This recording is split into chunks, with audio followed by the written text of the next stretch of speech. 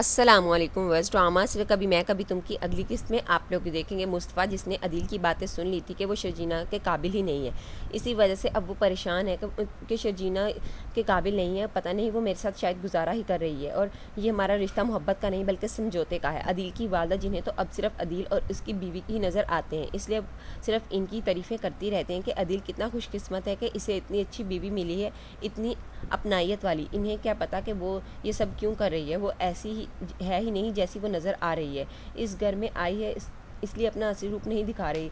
इन्हें अपना असली रूप दिखाएगी तब इन लोगों की अकल ठिकाने आएगी। शर्जीना ये सब के लिए खाना बनाएगी तो सबको बहुत पसंद आएगा।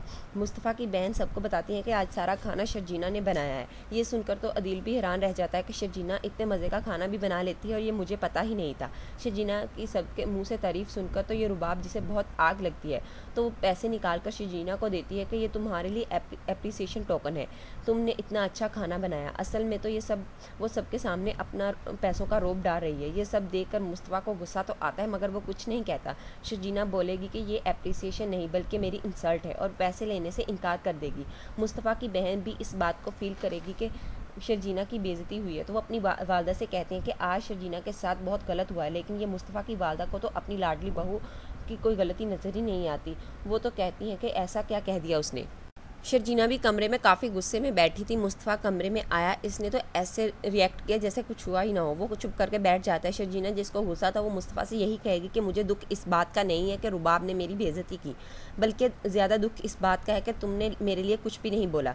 शर्जीना मुस्तफ़ा को बहुत बातें सुनाएगी। मुस्तफ़ा जिसे अपने भाई अदील की बातों का गुस्सा था कि वो शर्जीना को कहेगा, मुझे लगता है कि तुम मुझसे शादी करके पछता रही हो, ये रिश्ता तुम्हें बोझ लगने लगा और अगर आज़ाद होना चाहती हो तो इस रिश्ते से निकलना चाहती हो तो साफ बता दो, बहाने क्यों बना रही हो। शर्जीना को ये सब सुनकर दुख होता है कि मुस्तफ़ा इसके बारे में कितना गलत सोचता है तो वो ना चाहते हुए कह देती है कि आज की रात बर्दाश्त कर लो, सुबह चली जाऊंगी। अब शायद शर्जीना एक बार अपने घर चली ही जाए, लेकिन ये दोनों एक दूसरे से बहुत मोहब्बत करते हैं। हो सकता है शर्जीना जाए तो मुस्तफ़ा को बाद में इसकी कमी महसूस हो। दोनों दूर रहेंगे तो इन्हें एहसास होगा कि वो एक दूसरे से मोहब्बत करते हैं। दोबारा जब ये अदील या इसकी बीवी शर्जीना को बातें सुनाएंगे तब मुस्तफ़ा से बर्दाश्त नहीं होगा और फिर इन दोनों भाइयों में लड़ाई होगी और वो एक दूसरे के आमने सामने होंगे। रुबाब जब दोबारा शर्जीना के साथ इंसल्टिंग बिहेवियर करेगी तब इस मुस्तफ़ा को जवाब देना ही पड़ेगा। तब मुस्तफ़ा के वालिद मुस्तफ़ा को ही थप्पड़ मारेंगे और शायद घर से भी निकाल दें।